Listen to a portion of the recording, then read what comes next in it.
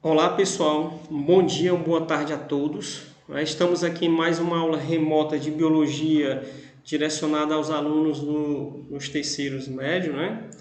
Então pessoal, na aula de hoje eu estarei fazendo uma revisão sobre citologia, né?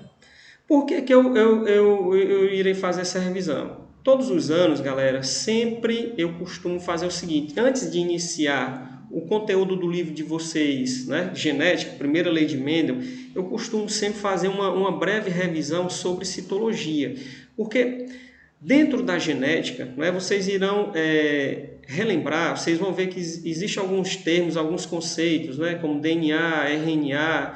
Nós vamos falar sobre hereditariedade. Então, é interessante, né, nós relembrarmos, fazermos essa revisão sobre citologia, né? Também, como vocês estão no terceiro médio, né, e os alunos que forem fazer lá o vestibular da UVA, principalmente quando a prova específica é biologia, a UVA ela costuma cobrar citologia. Então, se torna ainda mais interessante nós fazermos também essa revisão, né? Então, vamos lá. Então, o primeiro slide ele fala sobre os componentes químicos da célula. Então, galera, nossas células e dos demais seres vivos, elas são formadas por elas possuem vários componentes químicos, que estão divididos em orgânicos e inorgânicos, certo? Quais são os componentes químicos inorgânicos? A água e os minerais, né? Cálcio, flúor, iodo, fósforo, sódio, cloro, potássio, magnésio, né? E quais são os componentes orgânicos das nossas células? Glicídios ou carboidratos, né? Fonte de energia para as nossas células. Existem os lipídios, né? Que é uma reserva de energia para a célula.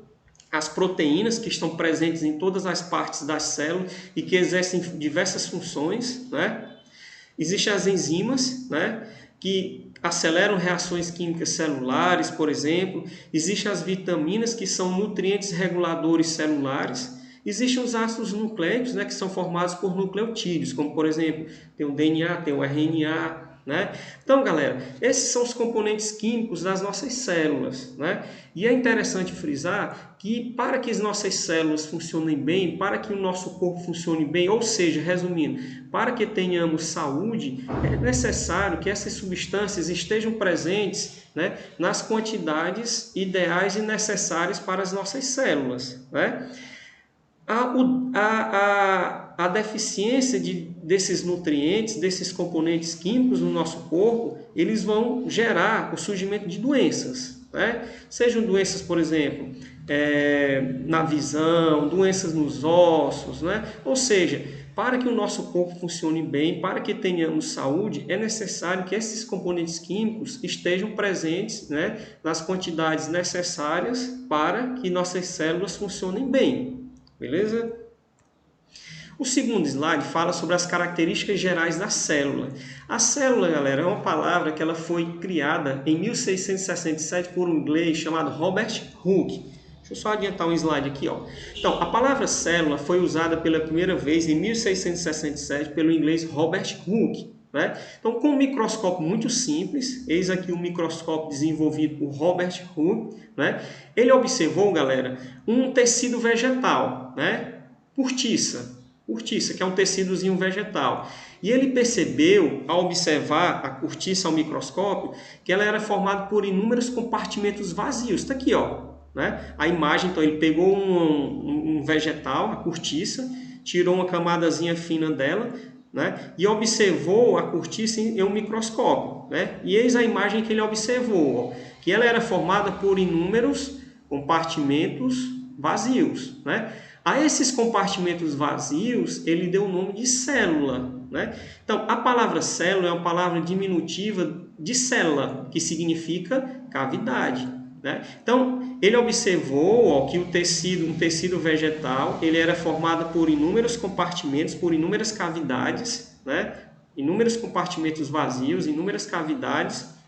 Ele deu o nome a essas cavidades de célula, que era um diminutivo da palavra célula, né? Célula, que a palavra célula em latim significa cavidade, né? Então foi aí, galera, que surgiu a palavra célula, né? Foi uma palavra usada por Robert Hooke, né, ao observar, né, digamos assim, um tecido vegetal, beleza? Ó, todos os seres vivos são formados por células, com exceção dos vírus. Lembrem-se, os únicos seres vivos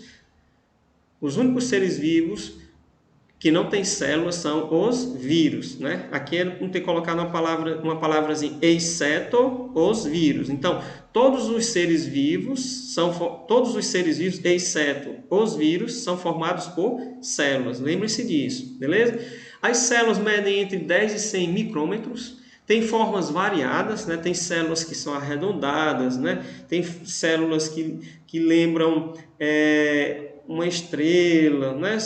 Tem células que são alongadas, né? Ou seja, tem formas variadas. Dependendo da estrutura celular, os seres vivos são classificados em procariontes e eucariontes. Galera, a principal diferença entre uma célula procariótica e uma eucariótica é que uma célula procariótica ela não tem um compartimento chamado de núcleo, né? O material genético está ali, digamos assim, espalhado pelo citoplasma. Um exemplo, bactérias, né? As bactérias têm célula procariótica, eles não têm um núcleo individualizado, né? Já os seres eucariontes, eles têm um núcleo individualizado, ou seja, eles têm um compartimento chamado de núcleo, onde nele nós encontramos um material genético. Então, a principal diferença entre uma célula procariótica e uma eucariótica, vejam bem, a principal é que a célula eucariótica ela tem um núcleo e uma célula procariótica ela não tem um núcleo individualizado, beleza? Já vimos isso aqui. Ó, existe um microscópio óptico e um microscópio eletrônico. Então, por exemplo, lá no laboratório de ciências da nossa escola, nós temos microscópio. Só que esses microscópios são classificados como microscópio óptico, né? O microscópio óptico, ele tem um limite aí até em torno de 2.000 vezes, ele consegue ampliar até 2.000 vezes. Por exemplo, aquele lá da escola, né? Ele aumenta no máximo, ele amplia no máximo 640 vezes, né? Então, nós temos aqui, ó, à esquerda um microscópio óptico e na direita um microscópio eletrônico, né? Então, enquanto o microscópio óptico ele amplia no máximo até 2.000 vezes, o microscópio eletrônico até 100 milhões de vezes, né? Só para relembrar, galera, que existem, por exemplo, os vírus. É impossível você visualizar um vírus utilizando um microscópio óptico. Para você visualizar um vírus, por exemplo, vírus da gripe, da dengue, você tem que utilizar um microscópio eletrônico, beleza? Ó, aqui ele mostra alguns exemplos, algumas imagens que foram captadas por microscópio eletrônico. Então, por exemplo, isso aqui, ó, essa imagem aqui são bacilos, são bactérias, né? São bacilos, são bactérias alongadas. Então, essas 5 imagens aqui são imagens obtidas por meio de um microscópio eletrônico, né? Eu tenho aqui, ó, vários bacilos, né? São bactérias. Aqui eu tenho uma imagem de hemácias, que são células existentes no nosso sangue, também conhecido como eritrócitos ou glóbulos vermelhos, né? Que são células encarregadas de transportar o oxigênio existente no nosso sangue. Esse aqui, galera, isso aqui é uma imagem microscópica, um microscópio eletrônico de piolho, né? Isso aqui é uma imagem microscópica de uma pulga de gato. E aqui uma imagem microscópica, obtida no microscópio eletrônico de um ácaro, né? De um ácaro, né? Então isso aqui, galera, são imagens ampliadas milhares de vezes, né? Aqui eu já tenho imagens microscópicas de microscópio óptico, né? De células vegetais, né? E células animais, né? Então o microscópio, galera, é esse equipamento que ele permite que você amplie, né? Determinadas vezes seres vivos, né? Animais, né? Permite que você observe células animais, células vegetais, né? Vocês aprenderam que no nosso planeta existem seres que o olho humano não consegue visualizar a olho nu, como nós costumamos dizer, né? E para serem visualizadas, nós utilizamos um microscópio, né? Por exemplo, bactéria. Esses bacilos aqui são seres microscópicos, ou seja, para serem visualizados, nós precisamos utilizar microscópio, né? Só que um bacilo ele pode ser visível também utilizando um microscópio óptico, né? Certo? Então, aqui nós temos imagens de células obtidas por meio de um microscópio óptico, nesse caso aqui, certo? Bem, pessoal, como eu falei para vocês agora há pouco, as células são divididas em procariótica e eucariótica, né? Célula procariótica, ela não tem um núcleo, por exemplo, aqui eu tenho uma bactéria, né? Ela não tem um núcleo individualizado, ou seja, bactéria ela tem material genético, só que esse material genético ele fica aqui, ó, disperso aqui no citoplasma, né? Enquanto que uma célula eucariótica, nós temos, ó, um núcleo individualizado, esse compartimentozinho aqui, onde nós vamos encontrar, por exemplo, aqui, ó, o DNA, né? Nós encontramos aqui o DNA, certo? Que isso aqui é uma célula, ó, célula procariótica, eu não tenho um núcleo individualizado, o material genético, né, no caso aqui o DNA está, digamos assim, disperso aqui, ó, pelo citoplasma, né? Enquanto que numa célula eucariótica eu tenho um núcleo individualizado com o material genético, ó, o DNAzinho aqui, ó, dentro do núcleo, certo? Célula eucariótica são todas as células cujos constituintes do núcleo encontram-se separados do resto da célula por uma membrana, chamada de membrana nuclear ou carioteca. Ó, então, o núcleo ele é envolvido por uma membrana chamada de membrana nuclear ou carioteca, né? Então, a membrana nuclear ou carioteca ela separa o núcleo, né, do citoplasma, né? Porque uma célula ela tem lá membrana plasmática, o citoplasma e o núcleo, no caso da célula eucariótica. Então, o núcleo ele fica separado do citoplasma por meio de uma membrana chamada membrana nuclear ou carioteca. Ó, estruturas das células eucarióticas. Basicamente, uma célula eucariótica é formada por três partes. A membrana plasmática, né, uma capa que envolve a célula. O citoplasma, que é a região que fica entre a membrana plasmática e o núcleo. E o núcleo é a estrutura que controla as atividades celulares. Por exemplo, aqui, ó. Então, aqui ele mostra a composição básica de uma célula eucariótica. Então, uma célula eucariótica ela é formada pela membrana plasmática, né, que é essa capazinha que envolve aqui a célula, né, que realiza a função de... a membrana plasmática ela realiza a chamada permeabilidade seletiva, ela seleciona o que entra e o que sai de uma célula, por exemplo, né? Então, uma célula eucariótica é formada basicamente pela membrana plasmática. Essa membrana plasmática ela é composta por duas camadas de lipídio e uma de proteína, né? Além da membrana plasmática, nós temos o citoplasma, que é essa parte aqui, ó, chamada de citoplasma, e o núcleo, ó. Então, no caso, o núcleo, ele fica separado, ele fica delimitado por uma capa chamada de membrana nuclear ou carioteca. Então, membrana nuclear ou carioteca é a membranazinha que separa, né, o núcleo, o material genéticozinho aqui, ó, do citoplasma. Então, uma célula eucariótica é formada basicamente por membrana plasmática, né, citoplasma e núcleo, sendo que o núcleo ele fica separado aqui do citoplasma por uma membrana chamada membrana nuclear ou carioteca, beleza? Ó, algumas características da membrana plasmática. Ó, membrana plasmática é essa capazinha que envolve aqui as células, ó, beleza? Vamos lá. Ó, película limitante da célula, envolve toda a célula, separa o meio externo do interno, né? Então, a membrana plasmática ela separa aqui o meio externo do interno, né? Ela é observada ao microscópio eletrônico, formada por uma dupla camada lipoproteica, ou seja, a membrana plasmática ela é formada por uma dupla camada de lipídio, ó, uma camada de lipídio, outra com uma camada de proteína inserida no centro, no meio, não é? Possui permeabilidade seletiva, controlando tudo que entra e sai de uma célula, né? Então, a membrana plasmática, ela realiza permeabilidade seletiva. Ela que é essa região situada aqui, ó, entre o núcleo e a membrana plasmática. O citoplasma fica entre a membrana plasmática e o núcleo.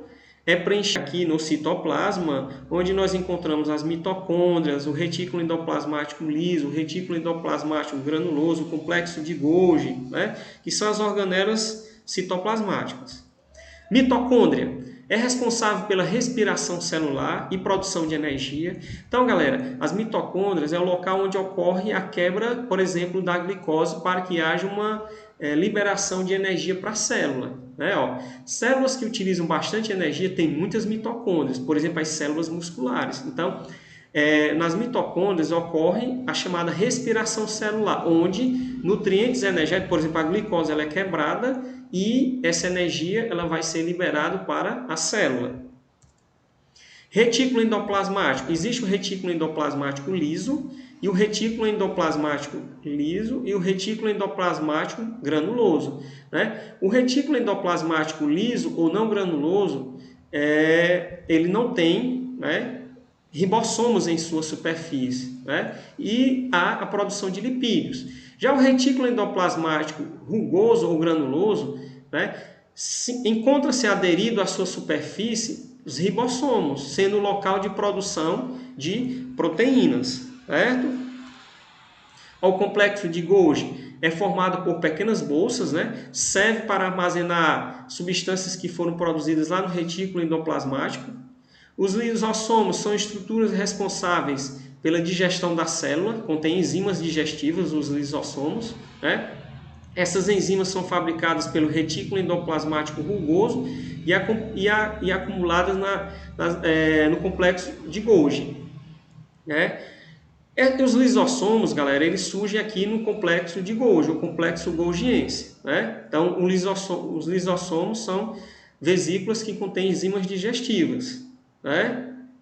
Esses lisossomos não estão presentes em células vegetais. Os centríolos participam do processo de formação de cílios e flagelos e da divisão celular, multiplicação das células. Né? Tá aqui os centríolos. Os ribossomos têm função de síntese, ou seja, de produção de proteínas, né? Presente em todos os seres vivos, né? Podem aparecer no hialoplasma, ou seja, podem aparecer livres no hialoplasma, ou seja, podem aparecer livres no citoplasma ou aderidos ao retículo endoplasmático rugoso ou granuloso. Né? O núcleo, presente nas células eucarióticas ou eucariontes, controla todas as funções celulares. Né? O núcleo está presente somente nas células eucarióticas, como nós já vimos. O núcleo controla todas as funções de uma célula. Né? Local onde se encontra o material genético e os cromossomos é no núcleo. Né? Possui parede dupla e cheia de poros. Né? O núcleo, galera, ele é envolvido por uma membrana chamada membrana nuclear ou carioteca.